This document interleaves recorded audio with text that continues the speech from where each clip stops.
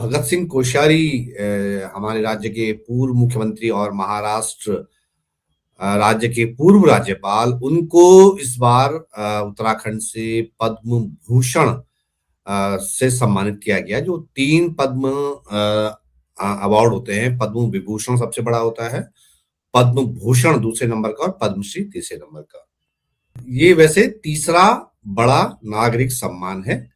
मतलब भारत रत्न हो गया सबसे बड़ा, पद्म विभूषण दूसरा और पद्म भूषण तीसरा। तो इस तरह भगत सिंह कोश्यारी जी को तीसरा सबसे बड़ा नागरिक सम्मान मिला है, पद्म भूषण। तो ये तो हुई सम्मान की बात। वैसे इसमें बहुत आश्चर्य की बात नहीं है, बहुत चौंकने वाली बात नहीं है कि कोश्यारी जी को पद्म भूषण मिला है। केंद्र में उनकी सरकार है, उनकी पार्टी की सरकार है, उत्तराखंड में उनकी पार्टी की सरकार है, तो जाहिर सी बात है कि इसमें कोई बहुत आश्चर्य की बात नहीं है। मुख्यमंत्री पुष्कर सिंह धामी उनको बाबूजी बाबूजी कहते हैं, और जो कोश्यारी साहब है वो भी पुष्कर सिंह धामी को पुष्कर पुष्कर कह के संबोधित करते हैं। तो ये मतलब स्वाभाविक था और कोई चौंकने वाली इसमें उस तरह की बात नहीं है, क्योंकि पुष्कर सिंह धामी जी के राजनीतिक गुरु हुए भगत सिंह कोश्यारी जी सभी जानते हैं। वो पहले सबसे पहले ओएसडी हुआ करते थे कोश्यारी जी जब सीएम थे। उसके बाद फिर वो विधायक बने और इस तरह उनके राजनीतिक गुरु कोश्यारी जी को माना जाता है। सम्मान है कोश्यारी जी का, 83 साल की उम्र है उनकी, और लंबा उनका जो है, खासकर सबसे ज्यादा उनका जो समय रहा है वो आरएसएस में गुजरा है, आरएसएस के कार्यकर्ता प्रचारक के रूप में।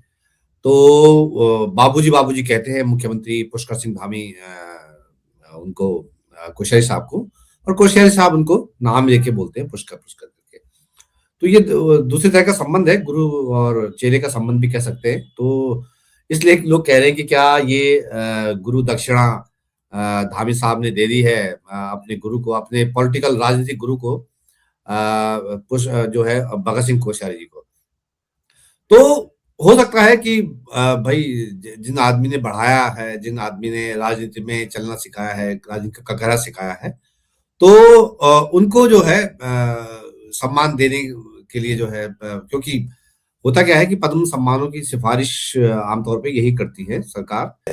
इसमें सबसे दिलचस्प बात जो है वो है कि जो उनकी प्रतिक्रिया है, मतलब भगत दा की जो प्रतिक्रिया है वो बहुत दिलचस्प बात है। उन्होंने इसमें लिखा है, जो पीटीआई को उन्होंने एक साउंड बाइट दी है, उसमें मैं सुन रहा था, उसमें उन्होंने कहा कि राष्ट्रपति जी और प्रधानमंत्री जी का आभार है, और मेरे जैसे सामान्य कार्यकर्ता, ये उन्होंने कहा कि सामान्य कार्यकर्ता को जिसकी की कोई बड़ी उपलब्धि भी नहीं है, ये कोश्यारी जी का कहना है कि मेरे जैसे सामान्य कर्ता जिसकी कोई बहुत बड़ी उपलब्धि नहीं है, खुद वो कह रहे हैं। और उन्होंने इसे जाते जाते एक अहम बात कही, बहुत सरकार को असहज करने वाली बात है। उन्होंने कहा कि ये भूषण भूषण तो न मेरी चाह रहा है, न कभी मेरे दिमाग में रहा है।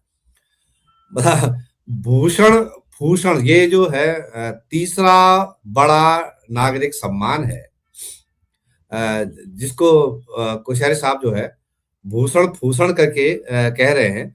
तो ये थोड़ा सा असहज लग सकता है, खासकर उनके जो राजनीतिक शिष्य हैं अपने पुष्कर सिंह धामी साहब को।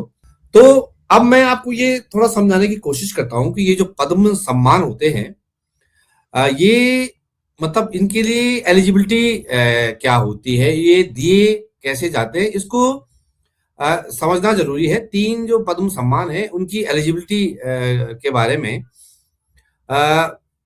ये सरकारी वेबसाइट में लिखा हुआ है। जो पद्म सम्मान की वेबसाइट है उसमें है Padma Vibhushan for exceptional and distinguished services, मतलब जो असाधारण और विशिष्ट सेवा के लिए पद्म विभूषण मिलता है, और पद्म भूषण मिलता है distinguished service of high order. मतलब ये कह सकते हैं कि जो उच्च कोटि की विशिष्ट सेवा, मतलब विशिष्ट सेवा तो है लेकिन उच्च कोटि की है, तो उसको पद्म भूषण दिया जाता है। ये पद्म सम्मान की जो सरकार की जो गाइडलाइन है उसमें लिखा हुआ साफ साफ। और पद्मश्री दिया जाता है कि डिस्टिंग्विश सर्विसेज, मतलब जो कि विशिष्ट सेवाएं। तो जो कोश्यारी साहब को मिला है वो मिला है distinguish service on a high order, मतलब विशिष्ट सेवा में भी उच्च कोटि की विशिष्ट सेवा। अब जो कोश्यारी साहब की विशिष्ट सेवा रही है उसको भी समझना जरूरी है, क्योंकि उनको पब्लिक लाइफ में जो जो उनका सामाजिक मतलब जो काम है, सार्वजनिक जीवन में जो काम है, पब्लिक अफेयर्स जो इसको अंग्रेजी में कहते हैं, पब्लिक अफेयर्स में सार्वजनिक जीवन में उनके काम है जो, तो सार्वजनिक जीवन उनका अभी रिसेंटली जो इससे पहले था वो राज्यपाल, महाराष्ट्र के राज्यपाल वो थे 2019 से 2023 तक। 2019 में बहुत कंट्रोवर्सी हुई थी वहां पे और महाराष्ट्र में, जब भगत सिंह कोश्यारी राज्यपाल बने थे। 2019 से और 2023 तक राज्यपाल रहते हुए भगत सिंह कोश्यारी जो है कई बार अपने बयानों और संवैधानिक भूमिकाओं को लेकर जो है वो कंट्रोवर्सी में रहे हैं महाराष्ट्र में। कोश्यारी का जो कार्यकाल था राज्यपाल के तौर पे महाराष्ट्र में, वो वहां के इतिहास का, मतलब वहां के जो पॉलिटिकल हिस्ट्री है उसमें सबसे ज्यादा विवादों वाले राज्यपाल का कार्यकाल उनका रहा है कोश्यारी साहब का, जहां उन्होंने जो है उनकी जो भूमिकाएं हैं, मतलब जैसे संवैधानिक भूमिका है, राजनीतिक निष्पक्षता का मामला है और जो सांस्कृतिक संवेदनशीलता का मामला है, उन तीनों पर सवाल उठे थे। मतलब संवैधानिक भूमिका मतलब राज्यपाल के तौर पे, राजनीतिक निष्पक्षता मतलब जो अपने हिज मास्टर्स वॉइस, जो अपने मास्टर्स के लिए काम करने के लिए के तौर पे उन पे आरोप लगे कि किसी और के पॉलिटिकल उसके लिए काम कर रहे, हित के लिए काम कर रहे हैं। और तीसरी सांस्कृतिक संवेदनशीलता। इन चीजों को मैं आप बहुत पढ़ चुके होंगे वैसे, फिर भी मैं याद दिला रहा हूँ क्योंकि मैंने अभी वो आपको बताया कि पद्म भूषण का जो मानक है गवर्नमेंट ऑफ इंडिया का, वो है कि विशिष्ट सेवा, किसमें उच्च कोटि की विशिष्ट सेवा उसको दिया जाता है पद्म भूषण, ये पहली इसका बड़ा मानक है। तो कोश्यारी साहब ने जो उच्च कोटि की जो इससे पहले जो उनकी भूमिका थी वो राज्यपाल की थी, जैसे मैं बता रहा हूँ। महाराष्ट्र के राज्यपाल रहते हुए जो है सबसे कंट्रोवर्सी में जो 2019 में वो तब आए जब बीजेपी को बहुमत नहीं मिला, क्योंकि शिवसेना और उनका आपस में झगड़ा हो गया था, तो बीजेपी बहुमत में नहीं थी महाराष्ट्र में। इसके बावजूद भगत सिंह कोश्यारी साहब ने राज्यपाल के रहते हुए सुबह सुबह, बिल्कुल हम तो मतलब हम रात को शिफ्ट करके आए कि कल शायद शरद पवार, उद्धव ठाकरे और कांग्रेस की मिलकर सरकार बनने वाली है, और रात को हम ये ऑफिस से आए और ये खबर करके सुबह हमें था कि भाई कल सरकार बन जाएगी। सुबह मैं जगा तो वहां पता चला कि खबर आई कि देवेंद्र फडणवीस और अजित पवार जो है शपथ ले चुके हैं राजभवन में। सुबह सुबह अंधेरे में, मतलब बहुत अब अल सुबह कोश्यारी साहब ने राज्यपाल के तौर पर उन्होंने जो है सुबह सुबह देवेंद्र फडणवीस को मुख्यमंत्री की और अजित पवार को उप मुख्यमंत्री की शपथ दिला दी थी। 2019 की बात कर रहा हूँ, विधानसभा चुनाव के बाद। अच्छा, बाद में हुआ कैसा, बहुत कंट्रोवर्सी हुई। अब बाद में मतलब ये फैसला कितना गलत था, 48 घंटे, जो सुप्रीम कोर्ट का फैसला है इस पर, तो 48 घंटे में जो है सरकार गिर गई। मतलब 48 घंटे में वो सरकार गिर गई, जो है जो उनको शपथ दिलाई गई थी 48 घंटे ही रह पाई थी लगभग लगभग। और विपक्ष ने जो है उस समय आरोप लगाया था कि राज्यपाल जो कोश्यारी साहब है उन्होंने जो है सरकार जो संविधान की जो मर्यादाएं हैं उनका उल्लंघन किया है। बाद में बहुत चीजें हुई हैं, उसके बाद सरकार के साथ उनके टकराव होते रहे, जो बाद में जब महाआघाड़ी मतलब जो कांग्रेस, उद्धव ठाकरे और शरद पवार की सरकार बनी, बहुत से उनके टकराव होते रहे। मंत्रियों के प्रस्तावों पर जो है उन्होंने फैसले लेने में देरी की, जो राज्यपाल और सरकार के बीच जो है वो लेटर में जो है कंट्रोवर्सी होती रही, लेटर बम चलते रहे। और शिवसेना ने भी तब उस समय जो एकीकृत शिवसेना थी तब आरोप लगाया था कि भाई कोश्यारी साहब किसी और के इशारे पर, मतलब केंद्र सरकार के इशारे पर काम कर रहे हैं। तो ये उनकी उस तरह की कंट्रोवर्सी थी। और जब 2022 में करीब 3 साल के बाद जब हुआ क्या कि शिवसेना में रिफ्ट हो गई, मतलब कि जो शिंदे हैं, एकनाथ शिंदे हैं, उन्होंने बगावत कर ली अपने समर्थक विधायकों के साथ। तो क्या क्या किया कोश्यारी साहब ने, उद्धव ठाकरे को फ्लोर टेस्ट का आदेश दे दिया, तुरंत आदेश दे दिया फ्लोर टेस्ट का। मतलब उनको लग गया कि आप जो है सरकार बीजेपी के लिए अच्छा मौका है, तो उन्होंने तुरंत फ्लोर टेस्ट का आदेश दे दिया। फ्लोर टेस्ट के बजाय फिर उद्धव के पास नंबर नहीं थे, उन्होंने इस्तीफा दे दिया था। बाद में ये मामला सुप्रीम कोर्ट में लड़ा गया, सुप्रीम कोर्ट तक पहुंचा। तो सुप्रीम कोर्ट की टिप्पणी थी कि जो राज्यपाल ने जो आदेश दिया फ्लोर टेस्ट का, वो संदेहास्पद परिस्थितियों में दिया गया। ये बहुत बड़ी टिप्पणी थी। राज्यपाल एक संवैधानिक पद पे बैठा हुआ आदमी, कोश्यारी साहब की बात कर रहा हूं, महाराष्ट्र के, और सुप्रीम कोर्ट का ये कहना उस समय कि ये जो आदेश था कि फ्लोर टेस्ट का उद्धव ठाकरे को संदेहास्पद परिस्थितियों में दिया गया। और ये भी था कि अगर भाई अगर उद्धव इस्तीफा नहीं देते तो शायद उनकी सरकार की बहाली के आदेश दे दिए गए होते सुप्रीम कोर्ट से। लेकिन उद्धव ठाकरे पहले ही इस्तीफा दे चुके थे। तो कितने बड़े एम्बेरसमेंट की बात थी ये भगत सिंह कोश्यारी जी के लिए, क्योंकि वो राज्यपाल थे। इसके अलावा जो शुरू में मैंने कहा कि एक राज्यपाल के तौर पर आप जिस स्टेट में संवैधानिक मुखिया है, वहां पे आपको जो उस स्टेट की जो सांस्कृतिक संवेदनशीलता का जो मसला है, उसमें भी कोश्यारी साहब पे बहुत सवाल उठे और बहुत गंभीर उसमें विवादों में घिरे वो उस दौरान। जैसे कि उन्होंने एक बयान दिया था, शायद मार्च 2000, हाँ मार्च 2022 की बात है शायद। उन्होंने उनपे ये आरोप लगा कि उन्होंने जो 19वीं सदी के सामाजिक सुधारक रहे हैं महाराष्ट्र में, सावित्रीबाई फुले और ज्योतिराव फुले, उनका मजाक उड़ाया। फुले साहब, फुले की जो है बहुत बड़ी मान्यता है महाराष्ट्र में। तो कोश्यारी साहब पर आरोप लगा कि उन्होंने सावित्रीबाई फुले और ज्योतिराव फुले जो है उनका मजाक उड़ाया और उनके कम उम्र में विवाह को लेकर टिप्पणी की। क्योंकि 19वीं सदी का मामला था, तो उस समय तो ऐसी कोई भाई ऐसा कोई था तो नियम तो था नहीं कि 18 साल में शादी करनी है, 21 साल में शादी करनी है। उन्होंने जो राज्यपाल के तौर पे भगत सिंह कोश्यारी ने कहा था कि मैं उनको कोट कर रहा हूं कि उन्होंने कहा था कि सावित्री बाई की शादी 10 साल की उम्र में कर दी गई थी और उस समय उनके पति की उम्र 13 साल थी। अब जरा सोचिए, शादी के बाद लड़कियां और लड़के क्या सोचते होंगे।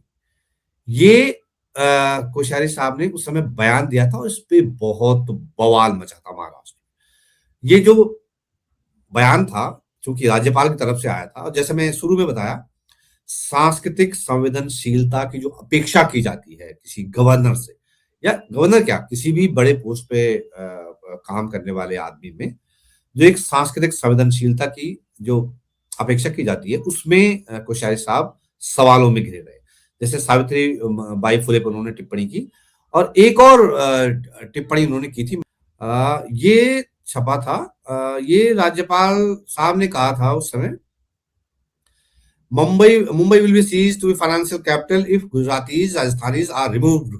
महाराष्ट्र गवर्नर कोश्यारी, ये खबर छपी थी उस समय की बात है। ये जुलाई 2022 में उन्होंने कहा था। इसका मैं हिंदी तर्जुमा कर देता हूँ। उन्होंने कहा था कि अगर भाई गुजराती और मारवाड़ी अगर समुदाय जो है ना, अगर मुंबई छोड़ दे तो मुंबई जो है आर्थिक राजधानी नहीं रह पाए।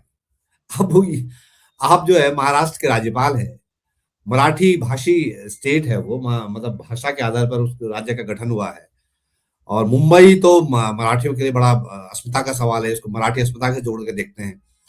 जो बाला साहब ठाकरे हैं, उन्होंने जो जब लड़ाई की थी 60s में, तो ये बहुत बड़ा सवाल था मुंबई को गुजरात जो है मुंबई को महाराष्ट्र को देने के लिए। ये बहुत बड़ा मसला था।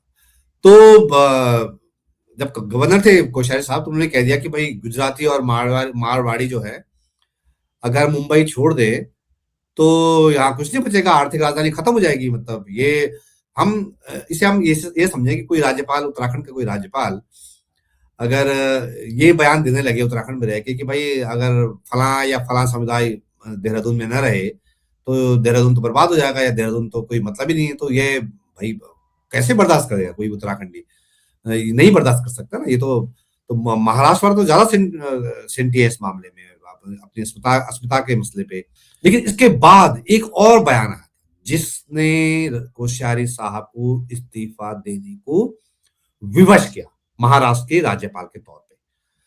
उन्होंने जो अभी जैसे मैंने कहा कि मराठी जो सांस्कृतिक संवेदनशीलता की जिस तरह की जरूरत थी, वहां पे वो नहीं दिखाई गई, और इसलिए जिस कंट्रोवर्सी ने उनके लिए बहुत परेशानी खड़ी की महाराष्ट्र के राज्यपाल के तौर पे, वो था कि छत्रपति शिवाजी महाराज को लेकर उन्होंने एक बयान दिया था। ये महाराष्ट्र गवर्नर, उन्होंने छत्रपति शिवाजी को icon of old era, icon of old era उन्होंने कहा था।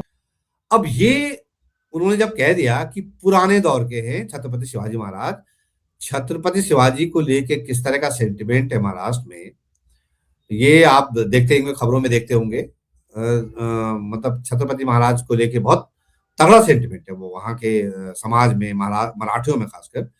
और अभी रिसेंटली जो फिल्म आई थी ना छावा, वो उसकी हिट होने की वजह यही था कि वो जो सेंटिमेंट था वहाँ मराठी को लेके, तो वो जो सेंटिमेंट था, उस सेंटिमेंट को लोगों को लगा कि छत्रपति शिवाजी महाराज के खिलाफ कोश्यारी साहब ने बयान दे दिया है राज्यपाल होते हुए।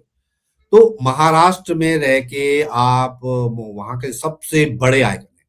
हालांकि उन्होंने जो कोश्यारी साहब ने कहा, यह था कि आइकन ऑफ ओल्ड एरा मतलब पुराने जमाने के जो आइकन हैं, मतलब महापुरुष हैं, ये उन्होंने कहा था। तो मराठियों को ये बात बहुत चुभ गई, बहुत ज्यादा चुभ गई, बहुत प्रोटेस्ट हुआ इस बारे को लेके, क्योंकि कोश्यारी साहब के बतौर राज्यपाल महाराष्ट्र के उस समय इस बयान को छत्रपति शिवाजी महाराज का अपमान माना गया महाराष्ट्र में। और बहुत बात तक बहुत आगे तक बात पहुंची और मांग की गई कि राज्यपाल भगत सिंह कोश्यारी इसको लेकर माफी मांगे, जो उन्होंने छत्रपति शिवाजी महाराज को लेकर बयान दिया। इस बयान ने मतलब बीजेपी के गले गले आ गई थी कि क्या करे, राज्यपाल ने ये कह दिया, जो है इसे शिवाजी महाराज की इंसल्ट के तौर पे उस समय माना गया था। इसके बाद क्या हुआ कि उनपे बहुत दबाव पड़ा, बीजेपी की सेंट्रल लीडरशिप पे बहुत दबाव पड़ा, और जिस आरएसएस के जरिए वो वहां पहुंचे थे उस पर भी दबाव पड़ा कि भाई मराठी आइकन के खिलाफ कहा गया है। हो सकता है कि उनका मंतव्य कुछ और रहा हो कहने का, लेकिन वो माफी मांगने की नौबत आ गई। इस तरह का इतने ज्यादा प्रोटेस्ट हो गए, तो इतना प्रोटेस्ट हुआ कि फिर अब भगत सिंह कोश्यारी चूंकि सीनियर लीडर हैं, 83 साल के हैं, आरएसएस के पुराने कार्यकर्ता रहे हैं, तो उनको एकदम हटाना थोड़ा एकदम आसान भी नहीं था, और बहुत बोल्डली कई बार वो बोल जाते हैं, तो उतना आसान नहीं था उनको हटाना। तो फिर एक रास्ता निकाला गया, और बहुत जो रास्ता ये होता है कि भाई स्वास्थ्य कारण फरवरी 2023 में भगत सिंह कोश्यारी जी को स्वास्थ्य कारणों का हवाला देकर इस्तीफा देना पड़ा महाराष्ट्र के राज्यपाल के पद से। तो ये जो है विशिष्ट सेवा, उच्च कोटि की विशिष्ट सेवा जो जिसके लिए उनको सम्मानित किया गया है, जिनके लिए उनको पद्म भूषण सम्मान दिया गया है, तो ये वो है जो फिर उनको उसके बाद वो उत्तराखंड आ गए, और फिर स्वास्थ्य कारणों की बात उसमें लिखी थी, लेकिन हम देखे उनके विजुअल देखे, वो पहाड़ चढ़ रहे हैं, लाठी टेक रहे हैं, गाँव जा रहे हैं, वहां जा रहे हैं, सब जगह जा रहे हैं, सब कार्यक्रम में जा रहे हैं। तो उस तरह से वो लग नहीं रहे थे कि वो कोई अस्वस्थ होंगे। तो स्वास्थ्य कारण जो कोट अनकोट स्वास्थ्य कारण है, वो मतलब वो उनकी वजह क्या थी महाराष्ट्र के राज्यपाल का पद छोड़ने की, वो आप समझ ही गए होंगे। सबसे बड़ा सवाल वही था कि जो सांस्कृतिक जो सेंटिमेंट है, जो कल्चरल सेंटिमेंट है, जो आइकन जो वहां के हैं, उनको लेकर इस तरह की बातें कहना, आपने ज्योतिबा फुले को लेके कहा, आपने मुंबई को लेके कहा, आपने छत्रपति शिवाजी महाराज को लेके भी कह दिया। तो ये जो सेंटिमेंट था, ये लोगों को पसंद नहीं आया, और छत्रपति शिवाजी महाराज वाले मामले में बहुत दबाव पड़ा, और आखिरकार उनको अपना कोश्यारी साहब को जाना पड़ा। ये जो है इस तरह के हालात उनके पैदा हो गए थे।